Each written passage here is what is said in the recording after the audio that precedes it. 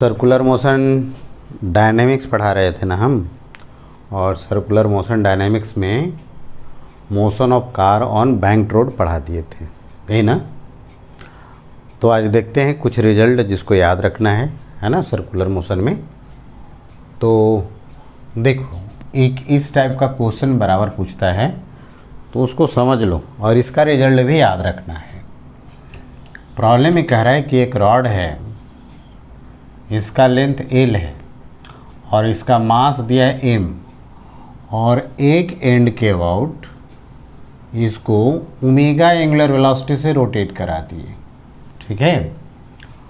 तो इस एंड से x डिस्टेंस पर बताओ टेंशन फोर्स का वैल्यू कितना होगा, ठीक है। क्वेश्चन लिख लो, find the tension force at a distance x from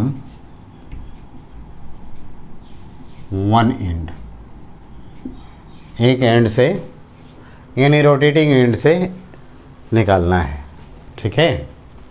चलो समझो। अब ये बताओ कि जब इस तरह से इसको रोटेट कराया जा रहा है इस एंड के अबाउट, तो इसको रोटेट करने के लिए एक फोर्स चाहिए ना। कौन सा फोर्स चाहिए? सेंट्रीपिटल। वो कौन दे रहा होगा? कोई तो दे रहा होगा ना, ठीक है। तो हम देखते हैं, इसमें एक सेक्शन लेकर के देखते हैं। जैसे मान लो कि यहाँ पर ये रॉड रोटेट कर रहा है। अगर ये रॉड रोटेट कर रहा है तो इसमें डेवलप कर सकता है क्या? Tension force. इसका मतलब टेंशन फोर्स ही सेंट्रीपिटल फोर्स प्रोवाइड कर रहा होगा, यही ना। तो हम यहाँ पर x डिस्टेंस पर एक एलिमेंट कंसिडर कर लेते हैं dx, ठीक है। इस साइड में टेंशन t बोल देते हैं और इस साइड में हो सकता है टेंशन बदल जाए, ठीक है। तो इस सेक्शन को देखो, इस सेक्शन का मास भी आपको निकालने पड़ेंगे। तो इसका मास हम लोग यूनिटरी मेथड से निकाल सकते हैं। यूनिटरी मेथड से मतलब L लेंथ का मास कितना है? M। तो यूनिट लेंथ का मास कितना हो जाएगा? M/L। तो ये dx लेंथ जो है और ये dx लेंथ का मास कितना हो जाएगा? M/L dx।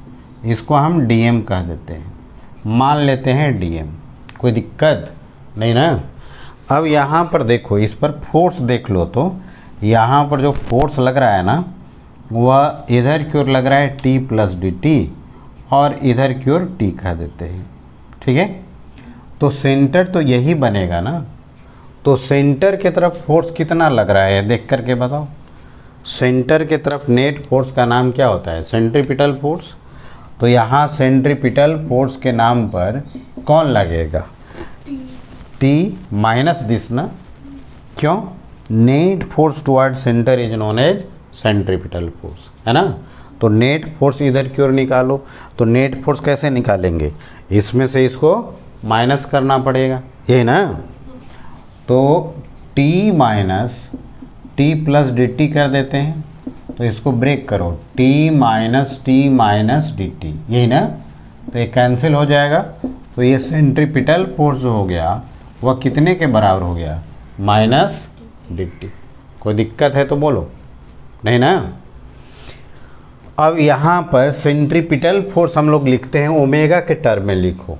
तो सेंट्रीपिटल फोर्स हम बताए थे कितना? m⍵²r, यही ना। तो यहाँ पर सेंट्रीपिटल फोर्स लिख दे। तो इस पर हम लिखना चाहते हैं, ये जो एलिमेंट लिए हैं ना, इस पर लिखना चाहते हैं। तो इसका मास कितना बोल दिए हो? dm। तो ये dm हो गया ω², और यहाँ से यहाँ तक का डिस्टेंस कितना हो गया? x। तो ये कितने के बराबर हो जाएगा? -dt। आ रहा है समझ में? अरे आ रहा है समझ में? यहाँ पर मास जो हुआ, इसका मास लिखे ना। तो यहाँ पर सेंट्रीपिटल फोर्स लिखना है। कितना लिखते हैं? m⍵²r लिखते हैं ना। तो यहाँ से यहाँ तक का यही तो सर्कुलर पाथ पर ऐसे रोटेट करता रहेगा। तो इसका रेडियस कितना हो जाएगा? x। तो यहाँ से dm का जो वैल्यू निकाले हो यहाँ रख दो, कितना हो जाएगा m/l dx, और ये ओमेगा स्क्वायर x हो जाएगा और ये माइनस dt हो जाएगा। तो अगर dt का वैल्यू लिखना होगा तो लिखेंगे -l/m/l omega square x into dx। ठीक है, आ रही बात समझ में ना।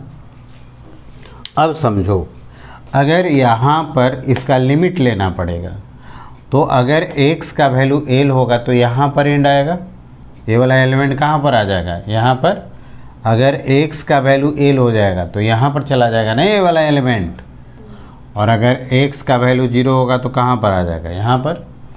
तो यहाँ इंटीग्रेशन का लिमिट इस तरह से लिया जाता है कि कंसीडर किया गया एलिमेंट टोटल में वैरी कर जाए, है ना। तो समझो हमें x डिस्टेंस पर टेंशन निकालना है, तो ये वाला एलिमेंट जब यहाँ पर रहेगा तो x का वैल्यू कितना होगा l, और ये वाला फ्री एंड है, और फ्री एंड पर टेंशन का वैल्यू क्या होगा 0, क्योंकि इधर मास ही नहीं है तो टेंशन होगा ही नहीं। तो जब x का वैल्यू l डालोगे तो टेंशन इधर कितना हो जाएगा 0, क्योंकि फ्री एंड पर टेंशन कितना होता है 0, और यहाँ से x डिस्टेंस पर टेंशन निकालना है। तो जब x का वैल्यू x हो जाएगा तो टेंशन मान लो t। अब dt का इंटीग्रेशन करोगे कितना हो जाएगा t, और ये हो गया लोअर लिमिट, ये हो गया अपर लिमिट, और यहाँ -m omega square l x dx का इंटीग्रेशन बताओ, x² आता है ना। अरे इंटीग्रेशन का फॉर्मूला याद है कि भूल गए, x⁴n dx का क्या होता है x n+1/n+1। तो यहाँ से इसका पावर 1 है तो 1 + 1 2 हो गया, 2 से डिवाइड कर दिए, और ये हो गया लोअर लिमिट और ये हो गया अपर लिमिट। चलो यहाँ से लिमिट पुट कर दो, upper limit minus lower limit put करेंगे तो उतना ही रह जाएगा, और यहाँ से देखो -m omega square by 2l। Upper limit रखो पहले वेरिएबल के जगह पर, वेरिएबल कौन है x माइनस l²। इस माइनस को अंदर कर दो, तो माइनस को अगर अंदर कर देंगे तो बताओ कितना हो जाएगा m omega square by 2l, है ना। और यहाँ से माइनस अंदर करेंगे तो यहाँ माइनस हो जाएगा और ये प्लस हो जाएगा, तो l² माइनस x², है ना। तो इस रिजल्ट को तुम्हें याद भी रखना है ना, कि जिस एंड से रोटेट कर रहे हैं उस एंड से x डिस्टेंस पर टेंशन फोर्स का वैल्यू कितना होगा, है ना।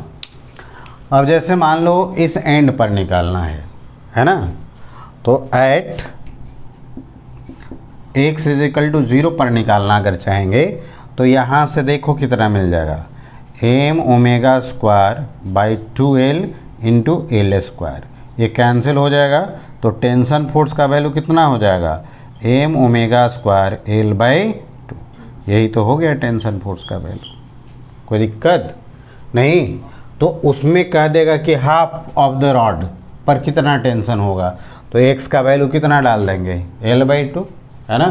तो इस रिजल्ट को हमेशा के लिए याद करना है कि अगर कोई रॉड ऐसे रोटेट किया जा रहा है तो रोटेटिंग एंड से x डिस्टेंस पर टेंशन फोर्स का वैल्यू कितना होता है, ये हमेशा के लिए याद कर जाओ, ठीक है। चलो उतारो इसको। नेक्स्ट एक और प्रॉब्लम बनाते हैं और उसका रिजल्ट याद रखना है ना।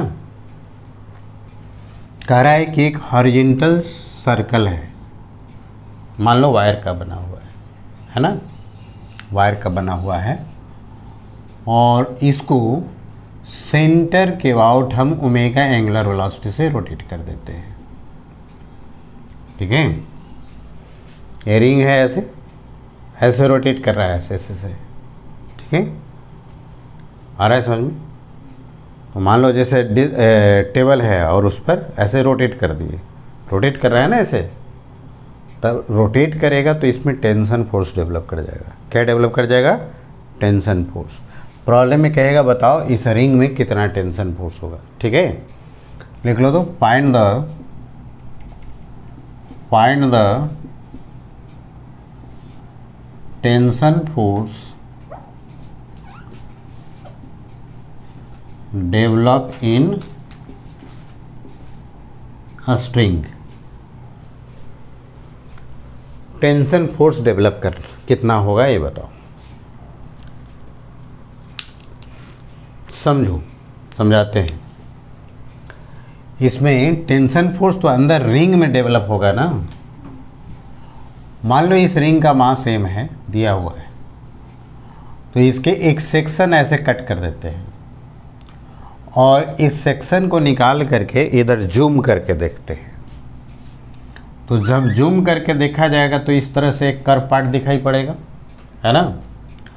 और इस कर्व पार्ट का कहीं ना कहीं तो सेंटर होगा, ठीक है।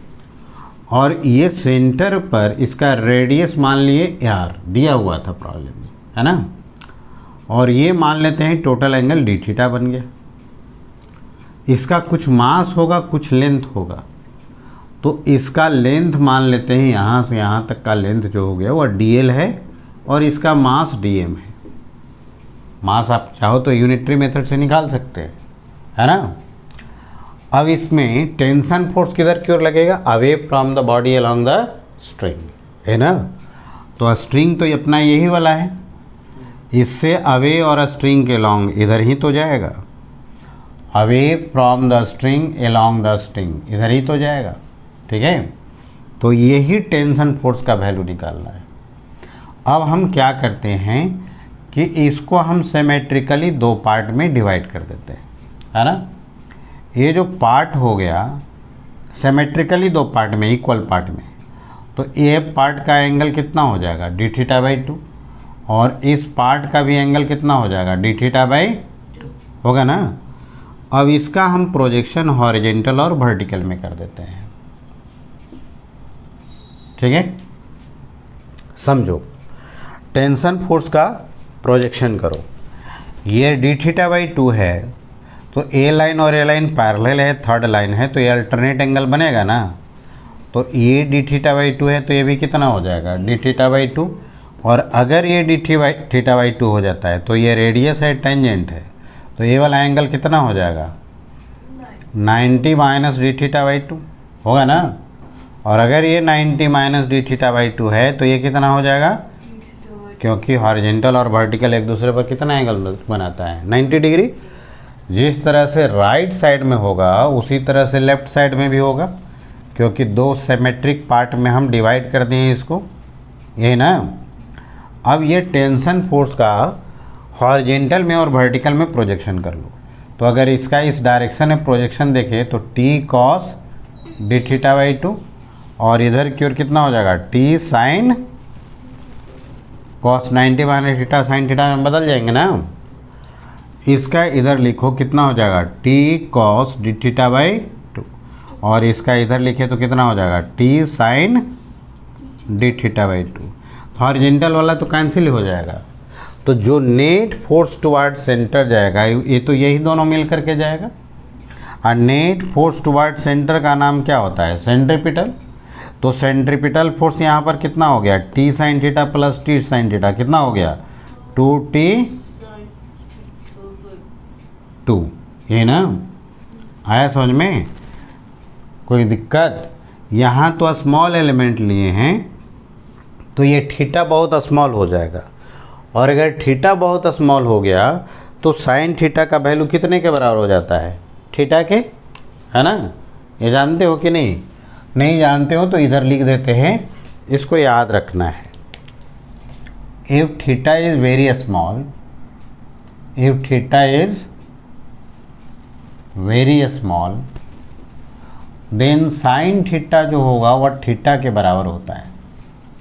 जैसे साइन 0 का वैल्यू जानते हो कितने के बराबर हो जाता है 0, तो साइन 0 तो ये भी 0, यहाँ 0 रखे तो यहाँ भी 0 मिला, है ना। और टेन थीटा भी थीटा के बराबर हो जाता है, क्योंकि टेन 0 तो कितने के बराबर होता है 0। लेकिन कॉस थीटा का जो वैल्यू होता है ना वो 1 के बराबर हो जाता है। तो इसको हमेशा के लिए याद कर जाओ कि अगर थीटा वेरी स्मॉल हो जाएगा तो साइन थीटा किसके बराबर हो जाएगा थीटा, टेन थीटा किसके बराबर हो जाएगा थीटा, और कॉस थीटा किसके बराबर हो जाएगा 1। अब ये बताओ कि यहाँ डी थीटा तो बहुत स्मॉल है ना, क्योंकि यहाँ पर एक छोटा सा सेक्शन कंसिडर किए हैं, तो थीटा बहुत स्मॉल हो गया, तो साइन थीटा किसके बराबर लिख देंगे, थीटा के। तो यहाँ से बताओ कि सेंट्रीपिटल फोर्स जो होगा वो कितने के बराबर हो जाएगा, 2t डी थीटा बाई 2। तो 2 से 2 कैंसिल हो गया।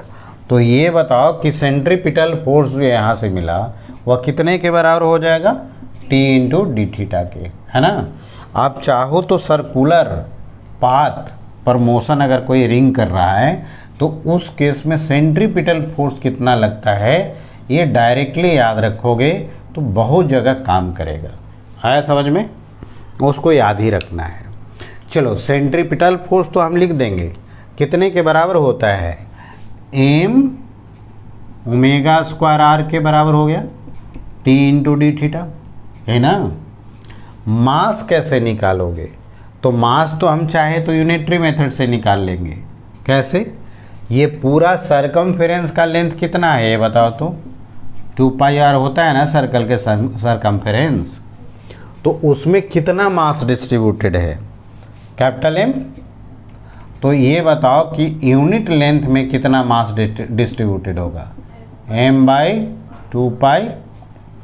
तो इस लेंथ को कितना माने थे, dl, यही ना, कितना माने हैं dl, और ये एंगल कितना है d थीटा।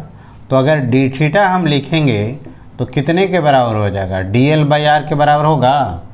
कौन सा formula, angle equal to arc by radius, है ना, angle equal to arc by radius. तो अगर dl का वैल्यू लिखे तो कितने के बराबर हो जाएगा, r इंटू डी थीटा। कोई दिक्कत नहीं ना। तो ये जो dl लेंथ है उसका value r into D theta हुआ। तो हम यही dl लेंथ का हम मास निकालना चाहते हैं, that is r into D theta का मास निकालना चाहते हैं। कितना हो जाएगा, m बाई 2 pi R into R into D theta, R से आर कैंसिल। तो dm का वैल्यू कितना मिला, m बाई 2 पाई और डी थीटा, ये ना। ये वैल्यू इक्वेशन 1 में रख दो। तो अगर फ्रॉम 1 से अगर लिखें तो राइट साइड वाला पहले लिखो, t into D theta, right side वाला पहले लिख दिए। अब dm के जगह पर ये वाला टर्म लिख दो, कितना, m बाई 2 पाई इंटू डी थीटा, और क्या है ओमेगा स्क्वायर आर। ये डी थीटा से डी थीटा क्या हो जाएगा, कैंसिल। तो बताओ इसमें कितना टेंशन फोर्स डेवलप कर जाएगा, तो T का वैल्यू हो गया m omega square R by 2 pi. कोई दिक्कत है यहाँ तक, तो बताओ, नहीं ना। तो इसमें ये वाला रिजल्ट आपको याद रखना है ना। चलो लिख लो इसको। चलो अब सेंट्रीफ्यूगल फोर्स के बारे में समझ लेते हैं, है ना। तो सेंट्रीफ्यूगल फोर्स लिखो, लिखो तो सेंट्रीफ्यूगल फोर्स, सेंट्रीफ्यूगल फोर्स। दो फोर्स पढ़ा चुके हैं इसमें, कौन कौन, सेंट्रीपिटल और टेंजेंशियल, है ना। अब हम लोग देखेंगे सेंट्रीफ्यूगल। ये सेंट्रीफ्यूगल फोर्स जो है वह रियल फोर्स है नहीं, सीडो फोर्स याद है ना तुम लोग को। उसी तरह से सेंट्रीफ्यूगल फोर्स भी एक सीडो फोर्स है। कैसा फोर्स है, सीडो फोर्स, जो non inertial frame of reference से डेवलप करेगा। और यहाँ वह non inertial frame of reference जो होगा वह रोटेटिंग फ्रेम ऑफ रेफरेंस होगा, है ना। तो इसको पॉइंट करते हुए लिखो, लिखो it is a SIDO force, SIDO force, ये एक सीडो फोर्स है, ठीक है। इट डेवलप फ्रॉम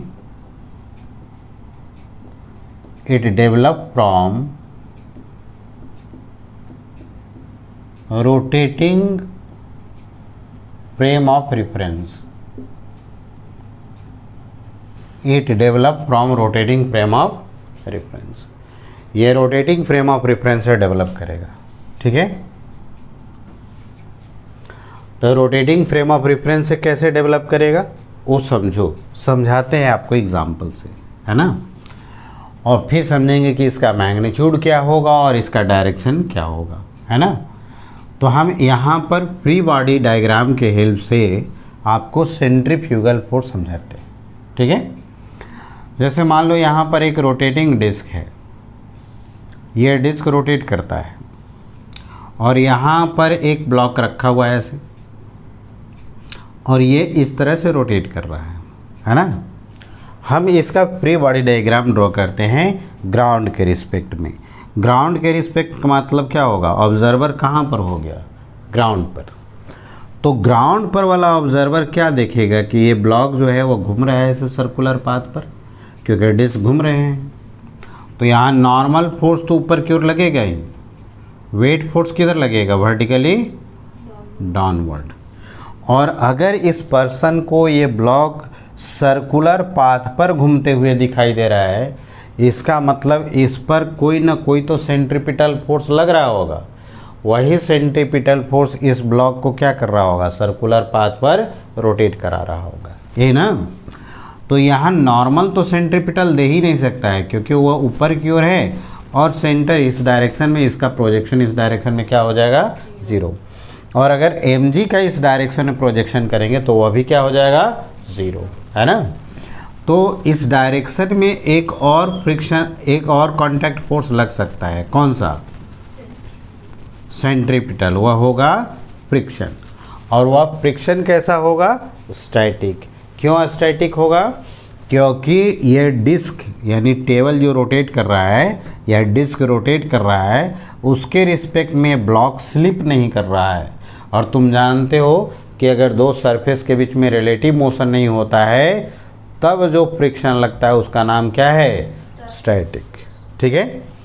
तो ये तो ऑब्जर्वर ऐसा फ्री बॉडी डायग्राम ड्रॉ किया, ये इसको जैसा मोशन इसका दिखाई पड़ रहा है उस तरह से ये एक्सप्लेन कर सकता है।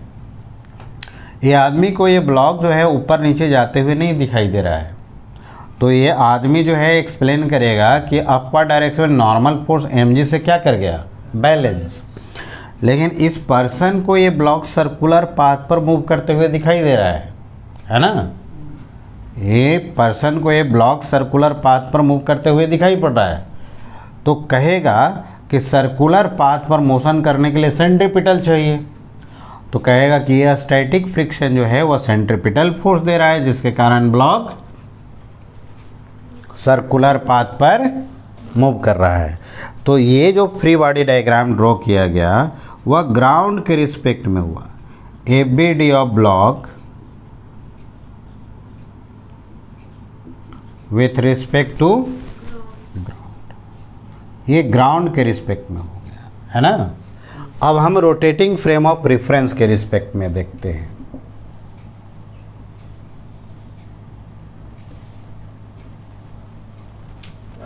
समझो, रोटेटिंग फ्रेम यानी यही वाला इसी पर आ गया आदमी और ये रोटेट कर रहा है, तो जो एक्चुअल में फोर्स लगता है वह कहीं से भी लगता है, कहीं से भी। हमेशा रियल फोर्स जो है वह ऑलवेज जो लग रहा है वो लगता ही रहेगा, उसमें कोई दिक्कत नहीं, ठीक है। लेकिन बताओ जो टेबल पर है पर्सन, उसको ये ब्लॉक रेस्ट में दिखाई पड़ेगा या मोशन करते हुए, सर्कुलर पाथ को मूव करते हुए, क्योंकि हम लोग भी तो अर्थ पर हैं, है ना। और अर्थ क्या हो रहा है, रोटेट कर रहा है। तो क्या हमारे और तुम्हारे बीच में रिलेटिव मोशन हो रहा है, हम तुमको घूमते हुए देख रहे हैं, नहीं देख रहे हैं, देख रहे हैं क्या, नहीं देख रहे हैं।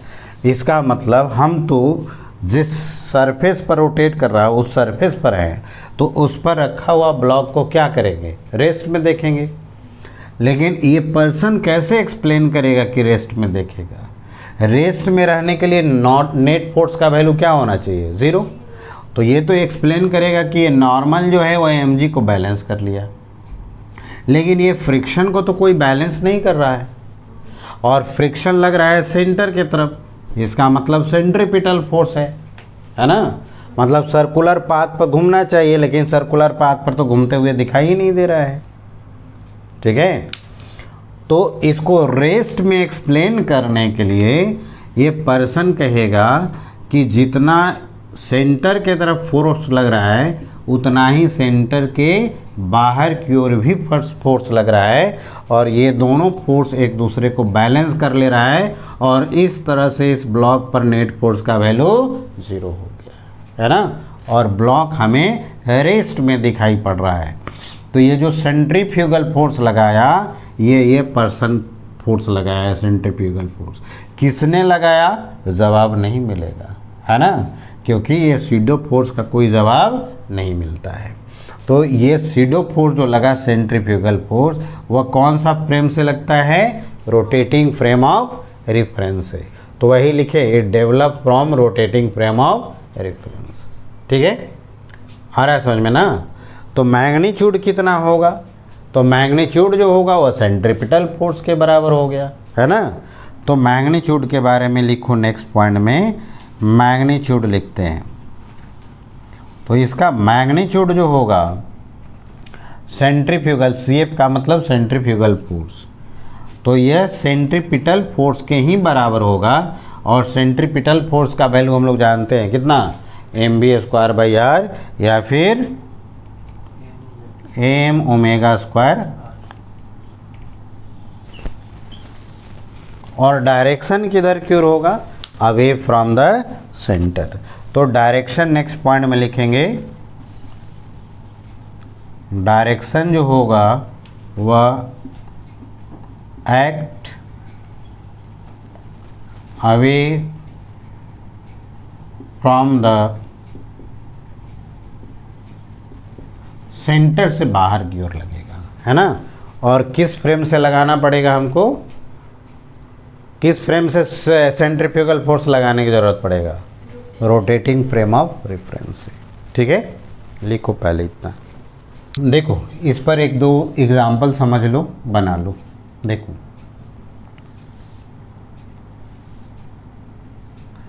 यहाँ पर एक टेबल है, रफ टेबल है, और यहाँ पर एक ब्लॉक रख दिए, यहाँ से x डिस्टेंस पर। प्रॉब्लम में कहते हैं कि बताओ मैक्सिमम एंगुलर वेलोसिटी क्या होगा जिसके लिए ये ब्लॉक टेबल के रिस्पेक्ट में रेस्ट में रहे, है ना। कोएफिशिएंट ऑफ फ्रिक्शन दिया हुआ है म्यू। क्वेश्चन लिख लो, find maximum angular velocity, maximum angular velocity of disc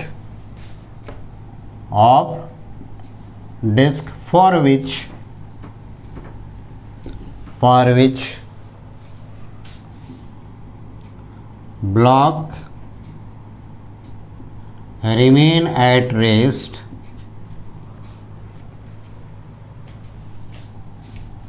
with respect to rotating disk। तो सबसे पहले हम इसको ग्राउंड के फ्रेम में बनाते हैं, है ना। तो हम पहले इसके ग्राउंड फ्रेम में बना लेते हैं। तो फ्री बॉडी डायग्राम इसका ड्रॉ करो विथ रिस्पेक्ट टू ग्राउंड। तो FBD with respect to ground के रिस्पेक्ट में फ्री बॉडी डायग्राम बनाते हैं। ठीक है, समझो। इस पर नॉर्मल फोर्स किधर की ओर लगेंगे, अपवर्ड। वेट किधर लगेगा, डाउनवर्ड, है ना। सर्कुलर पाथ पर जा रहा है, इसका मतलब कौन सा फ्रिक्शन लगेगा, स्टैटिक, है ना। और तो ग्राउंड के रिस्पेक्ट में ग्राउंड कैसा फ्रेम है, इनर्शियल, सीडो तो नहीं लगेगा। चलो इससे बैलेंस कर लो, नॉर्मल किससे बैलेंस हो जाएगा, mg। और सेंट्रीपिटल फोर्स कितना हो गया, Fs। और सेंट्रीपिटल फोर्स का वैल्यू कितने के बराबर लिख देंगे, m⍵² होता है, तो r के जगह पर यहाँ पर कितना है, x। तो यह स्टैटिक फ्रिक्शन भी मिल गया, since Fs less than equal to कितना होता है, μs इंटू n, है ना। तो Fs का वैल्यू यहाँ से रख दो, m⍵² less than μs mu दिया हुआ है, और नॉर्मल का वैल्यू कितना हो गया, mg। तो m से m कैंसिल करा दो और तुम्हें निकालना है ओमेगा का वैल्यू। तो omega square less than equal to कितना हो जाएगा, mu G by X. Omega जो हो गया less than equal to mu G by X. अब ये बताओ कि यहाँ से ओमेगा का मैक्सिमम वैल्यू मिलेगा कि मिनिमम वैल्यू मिलेगा। कह रहा है कि या तो इसके इक्वल होगा या इससे छोटा होगा। तो इससे छोटा तो पॉसिबल ही है, लेकिन इससे बड़े पॉसिबल नहीं है। मतलब ये जो मिला वह कैसा वेलोसिटी मिला, मैक्सिमम। तो मैक्सिमम कितने वेलोसिटी तक ये रेस्ट में रहेगा, हो गया। लेकिन मान लो इसी को हमें रोटेटिंग फ्रेम ऑफ रेफरेंस के रिस्पेक्ट में बनाना होता है, तो इसका हम ड्रॉ करते हैं F B D with respect to disc. Disc के रिस्पेक्ट में मतलब ऑब्जर्वर कहाँ चला गया, डिस्क पर, है ना। तो अगर ऑब्जर्वर रोटेटिंग फ्रेम में चला जाता है तब उसको तो ये रेस्ट में दिखाई पड़ेगा ऑब्जेक्ट। तो नॉर्मल जो लग रहा था पहले से वो तो लगता ही रहेगा, वेट भी वैसा ही लगता रहेगा, स्टैटिक फ्रिक्शन भी वैसा ही लगता रहेगा, है ना, ठीक है। और अगर ये ब्लॉक रेस्ट में दिखाई पड़ रहा है तो यहाँ से इसका मतलब इधर कौन सा फोर्स लग जाएगा, सेंट्रीफ्यूगल। और सेंट्रीफ्यूगल का वैल्यू कितने के बराबर होता है, तो सेंट्रीपिटल के बराबर ही होता है। तो कितने डिस्टेंस पर रखा हुआ था, x, तो x डिस्टेंस पर रख दिए। अब ये ब्लॉक, ये जो पर्सन जो है ना, ये ब्लॉक को रेस्ट में देखेगा, रेस्ट में देखेगा ना, और एक्सप्लेन कैसे करेगा कि नॉर्मल जो है वह किससे बैलेंस हो गया, mg, और स्टैटिक फ्रिक्शन जो है वह किससे बैलेंस हो रहा है, m ओमेगा स्क्वायर x, है ना। Since F S less than equal to कितना होता है, म्यू एस इंटू नॉर्मल। यहाँ से लिखेंगे M omega square X less than mu S, normal का वैल्यू कितने के बराबर हो गया, एम जी।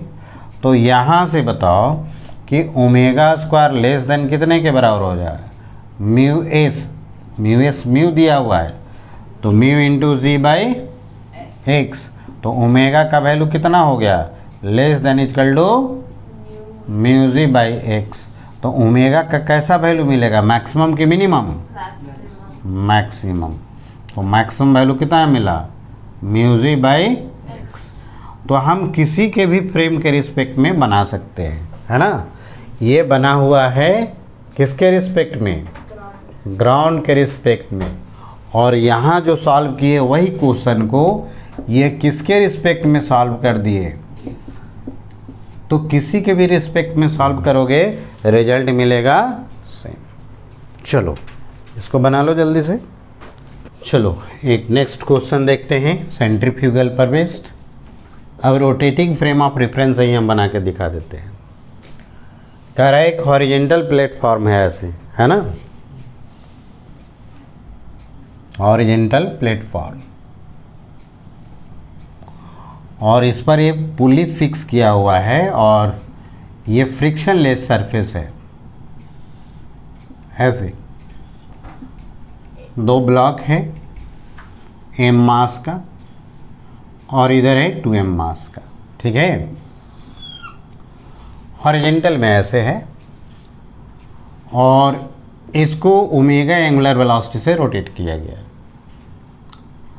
यहाँ से रेडियस ऑफ कर्वेचर इसका दिया हुआ है r, जो सर्कुलर पाथ पर चल रहा है।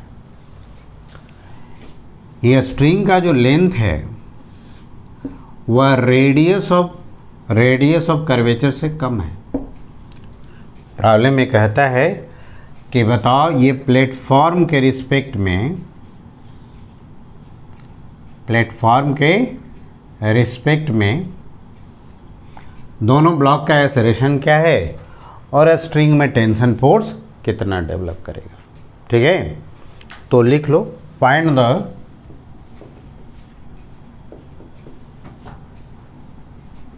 acceleration of block with respect to platform. Also find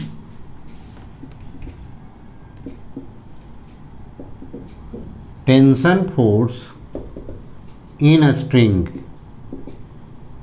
also find tension force in a string। ठीक है, चलो समझो। अगर यहां पर देखें इसके रिस्पेक्ट में कह रहा है तो ये कैसा फ्रेम हो जाएगा, रोटेटिंग फ्रेम ऑफ रेफरेंस। इसके रिस्पेक्ट में एक्सेलरेशन निकालना है विथ रिस्पेक्ट टू प्लेटफॉर्म। ठीक है, एक्सेलरेशन फाइंड करना है किसके रिस्पेक्ट में, प्लेटफॉर्म के रिस्पेक्ट में। और ये प्लेटफॉर्म रोटेट कर रहा है कैसा, सर्कुलर पाथ पर जिसका रेडियस है r।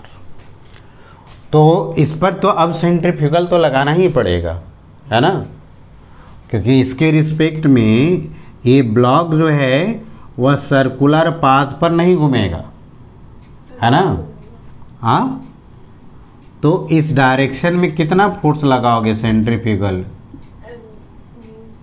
और इस पर कितना हो जाएगा, tension away from the body along the string, और इसमें भी tension away from the body along the string, है ना। कौन सा फोर्स ज़्यादा है, मतलब ये वाला ब्लॉक इस डायरेक्शन में मूव करेगा ना, मान लो ए एक्सेलरेशन से, जब ये ब्लॉक इस डायरेक्शन में मूव करेगा तो ये ब्लॉक इस डायरेक्शन में मूव करेगा, है ना।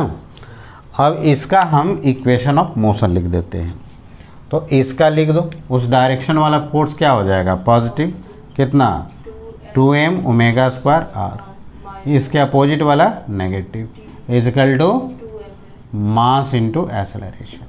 ठीक है, ये तो ब्लॉक इधर जाएगा तो इस डायरेक्शन में लिखोगे, इसका कितना हो जाएगा, t minus M omega square equal to M into. अब ये दोनों को सिंप्लीफाई कर देते हैं, तो दोनों को ऐड कर दो तो ये कैंसिल हो जाएगा। लेफ्ट साइड में कितना बच जाएगा ये बताओ, लेफ्ट साइड में बताओ, इसमें से ये माइनस हो जाएंगे ना, इसमें माइनस हो जाएगा तो बताओ कितना हो जाएगा, एम ओमेगा स्क्वायर आर, और इधर दोनों ऐड कर दो कितना हो गया, 3ma, तो एम से एम कैंसिल हो गया। बताओ एक्सेलरेशन का वैल्यू कितना हो गया, इसका मतलब ब्लॉक का एक्सेलरेशन प्लेटफॉर्म के रिस्पेक्ट में कितना हो जाएगा, ओमेगा स्क्वायर आर बाई 3। अब निकालना है हमें टेंशन फोर्स, तो किसी एक इक्वेशन में रख देते हैं, यही सेकंड से रख देते हैं। तो फ्रॉम सेकंड अगर लिखें तो t इज इक्वल टू, इधर माइनस है तो इधर आ जाएगा, क्या हो जाएगा, plus M omega square plus M into A ना, ए का वैल्यू यहाँ से रख दो, कितना हो जाएगा, M omega square R plus M, और ए का वैल्यू कितना हो जाएगा, ओमेगा स्क्वायर आर बाई 3। अब एलसीएम कर लो, कितना हो जाएगा, 4 by 3 M omega square R, तो ये हो जाएगा टेंशन फोर्स का वैल्यू। कोई दिक्कत नहीं ना, चलो लिख लो। चलो देखो, सर्कुलर मोशन का एक लास्ट हम जो कॉन्सेप्ट बताए थे अभी उस पर करा देते हैं, और फिर इसी तरह से क्वेश्चन बनाते रहना। ये कोनिकल कंटेनर है, कोन शेप का, और इस कोन शेप के सरफेस पर एक ब्लॉक जो है सर्कुलर पाथ पर रोटेट कर रहा है ऐसे,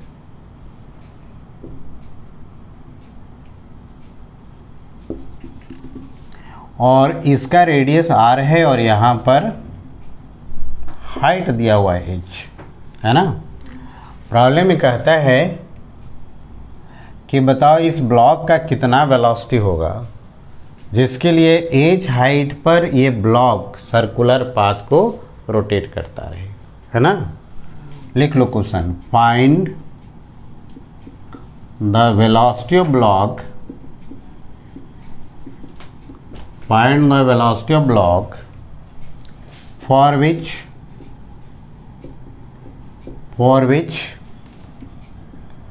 block rotate at height h on circular path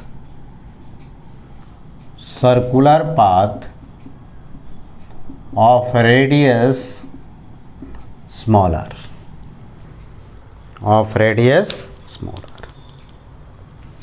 तो समझो, लास्ट ये वाला क्वेश्चन हम बता रहे हैं और कॉन्सेप्ट समझो।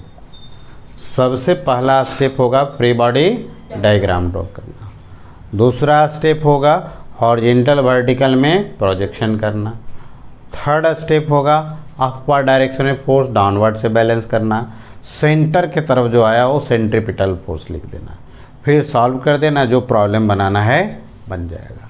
ठीक है, तो चलो देखो, हम सबसे पहला स्टेप फ्री बॉडी डायग्राम करते हैं। तो नॉर्मल फोर्स कैसे लगेगा, इस पर लगेगा ना, कांटेक्ट में है तो परपेंडिकुलरली लगेगा सरफेस पर। तो इस सरफेस पर 90 डिग्री ऐसे बनाते हुए लगेंगे। वेट फोर्स किधर लगेगा, वर्टिकली डाउनवर्ड, और तो कोई फोर्स नहीं लगेगा, ये रफ सरफेस है, हाँ सॉरी स्मूथ सरफेस है। ठीक है, तो कोई फोर्स नहीं लगेंगे। मान लो ये वाला एंगल थीटा है ना। तो अब हमारा दूसरा स्टेप है, इसका प्रोजेक्शन कर ले हॉरिजॉन्टल और वर्टिकल में। हॉरिजॉन्टल और वर्टिकल में अगर प्रोजेक्शन करना है तो सबसे पहले एंगल फाइंड करना पड़ेगा। तो अगर ये एंगल थीटा है तो ये 90 होगा, ये हो जाएगा 90 माइनस थीटा, तो ये कितना हो जाएगा थीटा, और ए थीटा हुआ तो ये थीटा, और ये थीटा हुआ तो ये कितना हो गया। तो हम नॉर्मल को अपवर्ड डायरेक्शन में प्रोजेक्शन करते हैं, कितना हो जाएगा एन cos थीटा, और इस डायरेक्शन में बताओ कितना हो जाएगा एन साइन थीटा, यही ना। इसके बाद का स्टेप क्या बताए हैं, अपवर्ड डायरेक्शन में फोर्स डाउनवर्ड से बैलेंस कर देना है। तो एन cos थीटा किससे बैलेंस हो जाएगा, एम जी से, और नेट फोर्स टुवर्ड सेंटर जो हो जाएगा वो सेंट्रीपिटल फोर्स हो जाएगा। तो ये सेंट्रीपिटल हो गया, और सेंट्रीपिटल जो है वह कितने के बराबर लिख देंगे, M B square by R. इसका रेडियस दिया है आर, ये ना। तो फ्रॉम सेकेंड डिवाइडेड फर्स्ट लिख दो, तो नॉर्मल नॉर्मल कैंसिल हो गया, sine theta by cos theta क्या हो जाएगा tan theta is equal to, इधर करो कितना हो जाएगा वी स्क्वायर बाई आर, है ना। लेकिन थीटा तो हमें दिया नहीं था, लेकिन देखो ये हाइट तो हमें दे दिया था ना, कितना h, और ये वाला रेडियस भी दिया हुआ है, यहाँ से यहाँ तक आर है, तो ये भी कितना हो जाएगा आर। तो हम tan थीटा का वैल्यू यहाँ से निकाल सकते हैं। tan थीटा का वैल्यू क्या होता है, परपेंडिकुलर बाई बेस। तो परपेंडिकुलर कितना है h बाई आर, और ये वी स्क्वायर बाई आर। तो आर से आर कैंसिल हो गया, तो ये बताओ कि वी स्क्वायर का वैल्यू कितना हो गया जी इंटू एच, तो v का वैल्यू कितना हो गया अंडर रूट। तो प्रॉब्लम कैसा भी क्यों ना हो, है ना, स्टेप यही है। पहला स्टेप फ्री बॉडी डायग्राम करो, दूसरा स्टेप हॉरिजॉन्टल वर्टिकल डायरेक्शन में प्रोजेक्शन करो, अपवर्ड डायरेक्शन में फोर्स डाउनवर्ड से बैलेंस करो, सेंटर के तरफ गया उसे सेंट्रीपिटल फोर्स लिख दो, सॉल्व कर दो, जैसा भी प्रॉब्लम होगा सब बन जाएगा। ठीक है, बाकी तो प्रॉब्लम अनंत है, बनाते रहना। ठीक है, तो आज सर्कुलर मोशन डायनेमिक्स ख़त्म।